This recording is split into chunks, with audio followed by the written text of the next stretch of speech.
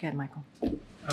Back in the winter of 2018 and the spring of 2019, President Trump vowed to shut down the border with Mexico using almost the identical language that the president used on Friday. Many, if not most, if not practically all Democrats called that xenophobic and even racist. Why shouldn't people make the same conclusion about this president's threat to shut down the entire border with Mexico? So we believe the new enforcement tools that currently don't exist, that will be, we believe that will be part of this bipartisan agreement, will be fair. We believe it'll be tough, but it will be fair. But he didn't say he wanted to use, excuse me, sorry Yeah, to interrupt. no, He didn't say, on day one, I will use enhanced enforcement to improve the processing of people at the border.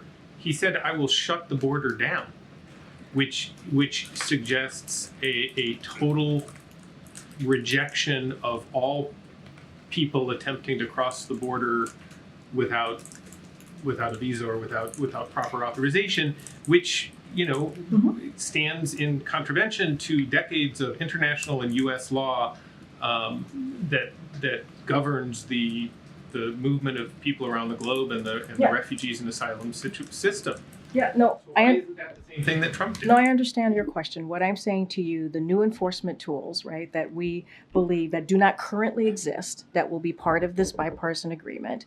There are different definitions, right, of what that looks like, of what actually shutting down the border looks like, right? So we're going to let them work through it. We don't know what that looks like exactly, right? What we are asking for, what the president wants to see, is that we deal with the challenges at the border, right? That we have an opportunity to deal with what's going on, the security, and make sure that we have the funding and the resources to deal with what we're seeing at the border. There are different definitions to what that looks like. And so we'll see what the text comes out of the Senate.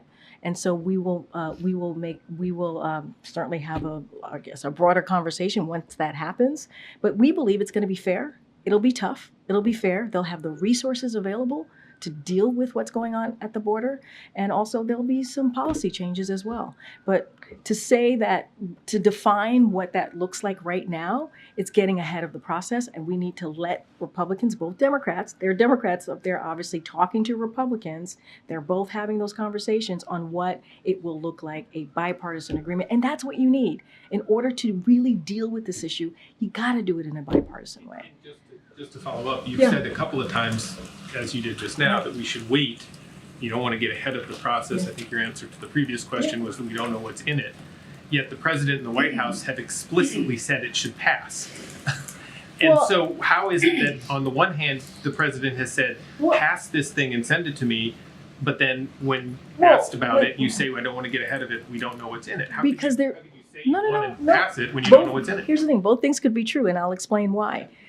The White House team has been part of, right, the negotiations, right? And the president has been getting regular updates, right? So obviously, no. What I'm saying is negotiations are still happening.